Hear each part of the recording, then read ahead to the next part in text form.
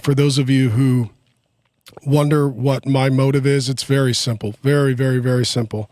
I just want to be a good son. I have a Heavenly Father who adopted me at the age of 19 and has only and always been exceedingly faithful, good, gracious, generous, and kind to me.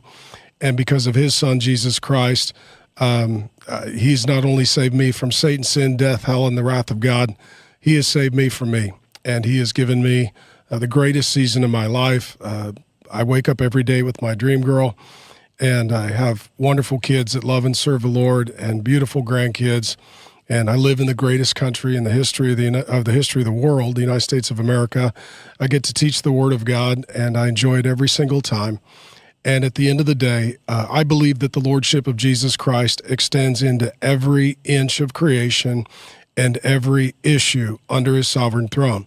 I don't believe that anything is separate from the authority and the jurisdiction of my King, my Lord, my Savior, Jesus Christ. I am for Jesus. I serve at the pleasure of Jesus. I seek to honor Jesus. I want the glory to go to Jesus, and I want the government to be as small as possible and to secure freedoms so that I can do my job as a Bible teacher, evangelist, and pastor. And so that being said, for my evangelical and Christian friends who have not spoken up, my question would be, why? And if it's because you're a coward, you need to repent of being a coward.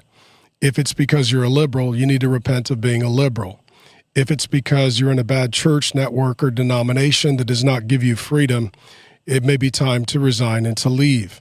In addition, if you're afraid of being canceled, let me just tell you, it might be the greatest thing that ever happened to you, because by removing you from things that limit you, God may not only be saving you, he may be elevating you to a bigger platform of opportunity. So thank you to everyone at Real Faith who gives and prays and serves and cares.